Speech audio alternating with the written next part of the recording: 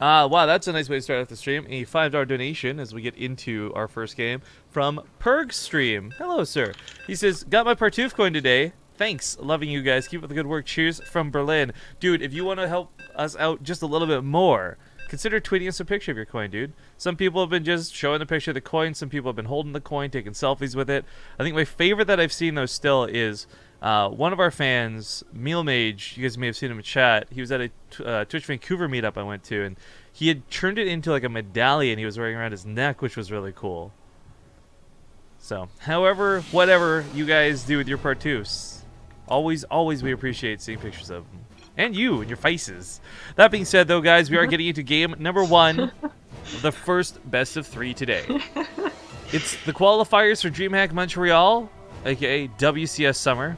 And spawning here in the bottom right side of Frost, we've got none other than the purple Protoss, PappiJoe. Rifkin likes to collect faces. We've learned this. In the top right, as the red Zerg, he is FireFoX. It's for the many-faced god. A girl has no name. I would respond to that, but then that would be spoilers. I know, right? Yo, I actually, so not doing spoilers for Game of Thrones, but just commenting on that guy. What's his, it's Jaqen Hagar or something? Yeah, okay, yeah. The actor or the actual character? The character. Well, what do you want to comment on? Was that his name first off? I think that sounds pretty familiar. Okay, I would just like to comment on how in Game of Thrones you've got names like Sam and John, and then somehow you land on Jaqen Hagar. It's like the parents sneezed while choking on chicken while naming the child. Like, oh, it's our sweet little Hagar. Excuse me. Is it too late to rename him? I don't know. I think that the world building is pretty accurate. So I think there's a lot of weird names. For goodness sake, there's a guy named Wormtail, but at least that's English. I mean, there's like the Oberyn sisters or whatever. Is that what their last name is? Because no one paid attention to that arc in the books or in the television show. The worst part of the show.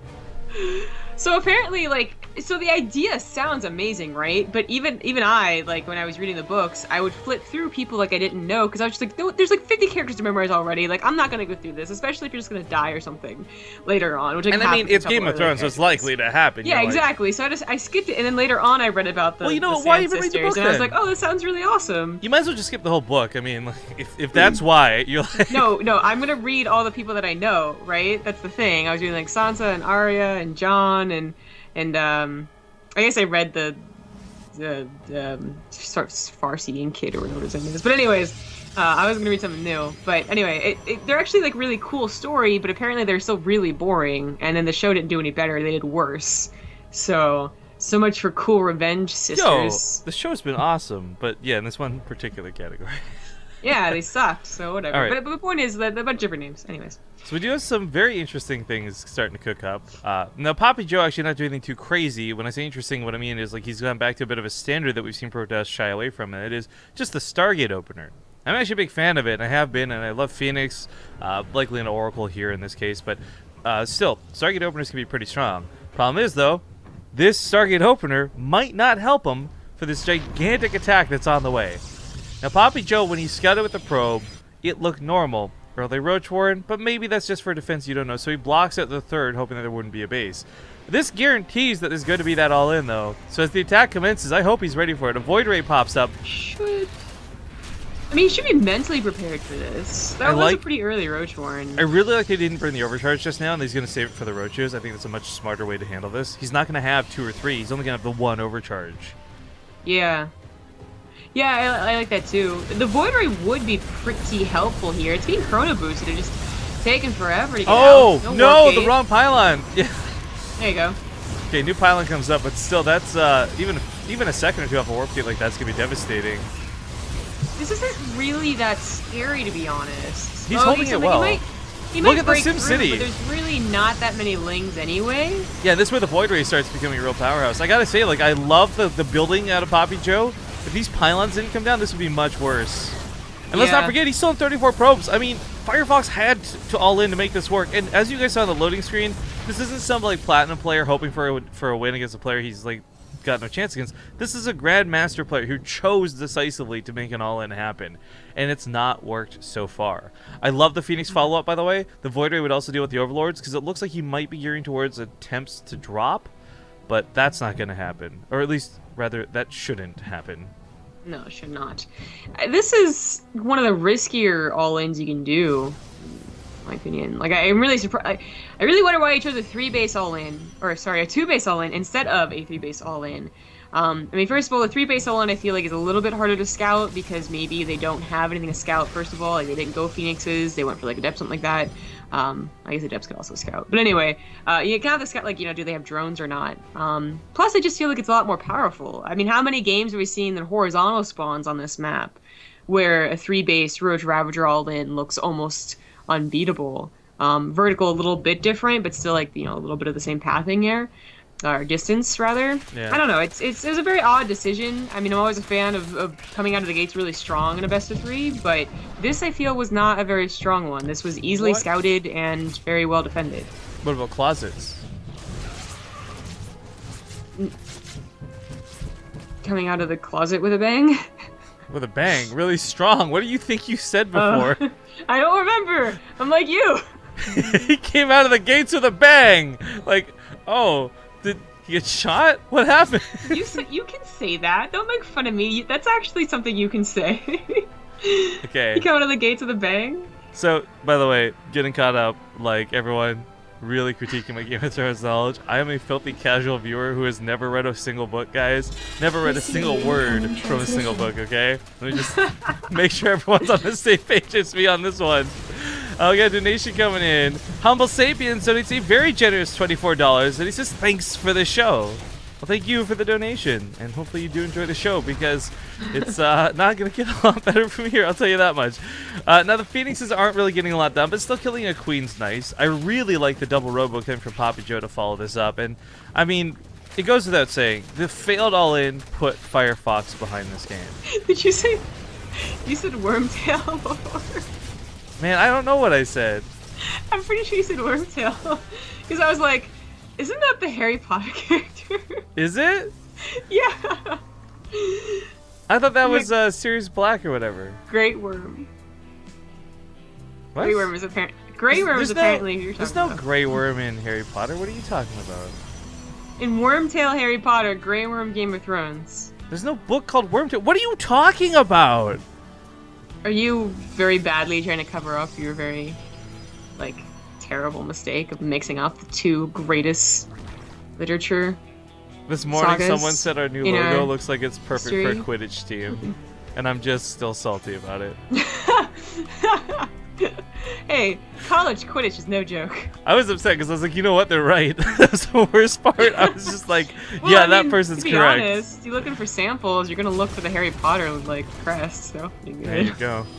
Alright, so the double robo, by the way, I didn't realize where you had placed it. I just want to redact my statement on I love the double robo. I love the idea of the double robo. I don't love where you placed it. It's a little bit exposed, and frankly, this third base is likely where FireFoX is to be attacking into.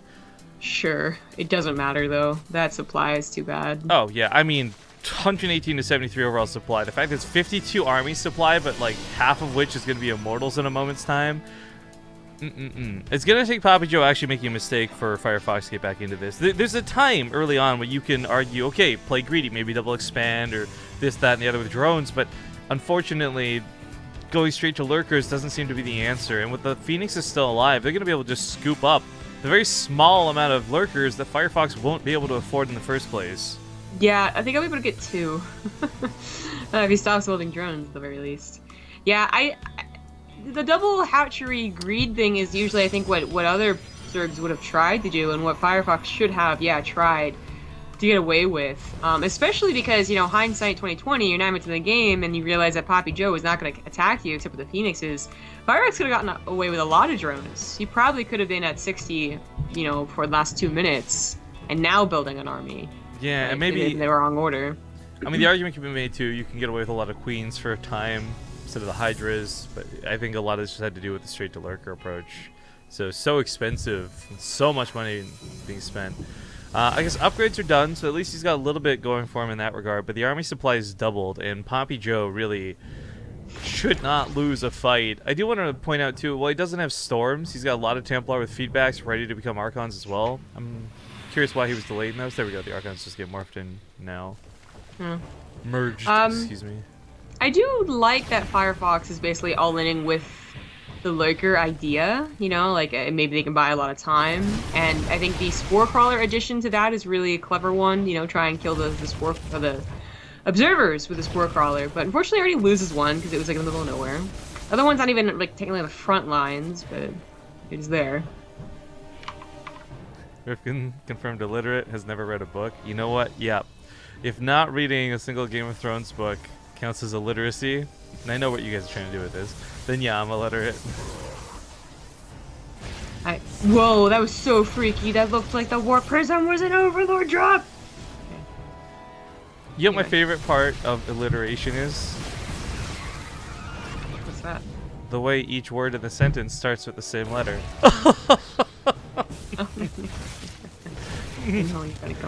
For those who don't know, I'm making a pun on the word alliteration with an A, not an I.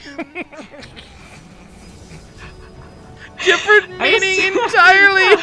I just imagine your face getting all like scrunched up. Yeah, like, that's exactly what I'm doing. Some disgusting, like, you know, like monster from Final Fantasy.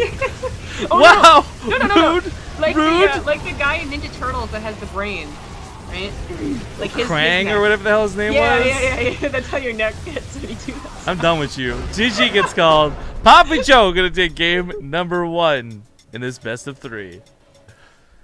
Do these people ever cast the game or just unfunny banter? It's funny banter, so fuck off. So that first game, by the way, I want to say was actually really cleanly played out of PappiJoe. Good defense against an all-in. We kind of started making light of things after the all-in failed, but the truth of it was so much hinged on him building those pylons the way he did, saving the overcharge and not popping it immediately. Like, a lot of really good things just happened for PappiJoe, and the reason I like that is because, unfortunately, and I don't mean this to be a BM way, but this is just the truth, PappiJoe, in my mind, has been classified somewhat along the lines of Lily Kineen as a player who we like to watch because sometimes he can be a bit silly, but you don't expect much of. Whereas there was a good example of him playing Protoss well. Yes. It was very clean. I mean, I feel like after he held the all-in, it was almost like he was playing like versus AI, just getting his build down. But seriously, like that game was over. You could tell by the supply very early on. And for me, when that happens, either us going, okay, he's gonna build a robo. Yeah, some good macro right there. All right then. And yeah, I guess the other guy's gonna go for lurkers. Yeah. Not very fun. So, I'm gonna go with the Game of Thrones stock every single time. Game of... You know, I had another one of those moments where I get really disappointed while playing Overwatch, and Yeah. Happens. So, here's the thing, guys. In StarCraft, I've never shied behind a barcode. Because I've not minded running into people. It's actually been fun when somebody actually knows the channel and I get excited. I'm like, yeah, you know BaseTradeTV? That's awesome, bro. But Overwatch has lately just been like this platform where they can just really be rude.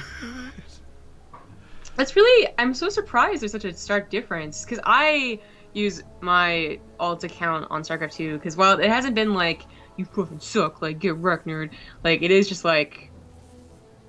occasionally the like offhanded like, oh, I don't really like you guys, and I'm just like, I don't want to deal with this when I'm laddering. So it's so weird that you would have a really good experience in StarCraft 2 and a bad one in Overwatch. The worst part about Overwatch though is how much of a snake everybody is. We'll do the intros and such in a moment, guys.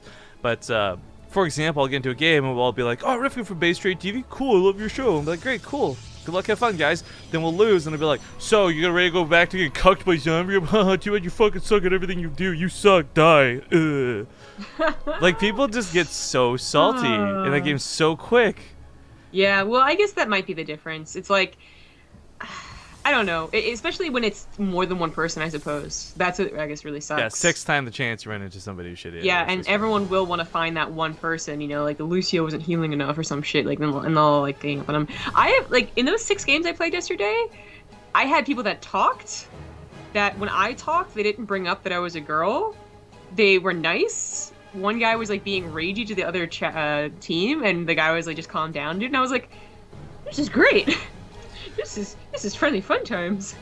Well, guys, girls, ladies and gentlemen, getting into the game real quick. Bottom right side, we got the purple Protoss, PappiJoe, with a nice wall starting out here. And then upper left, as the red Zerg, he is FireFoX. I guess for me, a little bit too on this map is to take this natural so early can be dangerous, especially when you fight a player who just all in you. So I really like the wall down here instead of up here, just strictly in terms of him wanting to expand early like this. And to go back on your point, I guess it's weird because I think back to not even like 4 years ago, right? Just before I got into casting, the internet was still like not a place for girls. I guess you could say, or rather, not a place where girls are going to be treated well. So it's kind of interesting how far it's come since then. Because I certainly don't see a lot of people being rude anymore. Just like one guy in a million. Yeah, I had the one guy that like when I talked to the team, he was like, my friend asked if you're girls. I'm like, nah. And then I guess I was just like, yeah, I am. And I guess he didn't find that funny because he stopped. Yes, yeah, that is a factual statement. Hilarious. Right? You gotta throw your head back in a boisterous laugh. Oh, the Adept transferred out a little bit awkwardly, so... Mistake. Yeah, PappiJoe's gonna go for a scout, but it costs him a probe, almost 2, but second Adept spawns and cleans it up. So, not the end of the world. I really want to do that thing that you suggested, though, when we were talking, and just go, like, full, like, Bible thumper. You know? Oh, yeah, it's straight up, like, have you heard about Jesus? Next time someone's, like, a girl. That would be great. That would be great. Alright, the Adept gets in a couple of late kills, but this is more where that came from, and most importantly, PappiJoe needs to scout this Overlord, and he's so close to seeing it, but he doesn't! Now, the drop Overlord might not be the end of the world. Actually, there's some nice pylon spread here in the main, and looks like he has found it. The jig's up, man. Hey, that looks suspicious. That has, like, a bad hairdo. That's an Overlord drop. It's not even bad hair, it's like you look a little bloated, bro. Well, it's also got like the last 3 hairs on the head, so it's like that's a normal not even Overlord. combed over. That's a normal. That's the skin. That's the skin, not the Overlord drop. But it is the skin. Well, yeah, but that's my point. It doesn't look different because it got drops. Ventral Sacs didn't. Suspicious. All right, so he's gonna start trying to wall again, but a little bit messed up this time. And while PappiJoe had really great ways to stop this in game 1, it gets a little bit messy here in game 2. Problem is, though, he was once again ahead on probes, so he's got some to lose. Fact is, he could probably pull the probes into the fight and hold on just fine. Wall finishes up in the front. That Overlord might drop some more lings in, maybe, with a question mark, but he's still up 10 workers, even though he lost 6. Yeah. Yeah, this isn't bad yet, but, you know, simply not paying attention to your mineral line for 1 second could equal, like, 3 or 4 probe kills. That happens twice, and suddenly, maybe FireFoX does have a game. But this was not enough damage. He does have +1 on the melee for this, by the way. So while if he dedicates and keeps throwing away lings like 2 to 8 at a time, it won't be worth it. If he actually bulks up a massive amount of lings, fights will go well for him. Yeah, that's true. And while he didn't kill enough probes to really make this worth it, I mean, consider that he had a very delayed 3rd base, and he still doesn't have a lot of drones himself. He did deny PappiJoe's build, I believe. I think PappiJoe wanted to do something a little bit different with this Twilight Council. Than just get Resonating Glaives for like a macro game. And if he didn't, then he wanted to get a 3rd base. And well, that 3rd base isn't coming down. So things have been disturbed in some fashion for PappiJoe. But now he is getting those gateways and the War Prism. This is what I think he wanted to do originally before everything happened.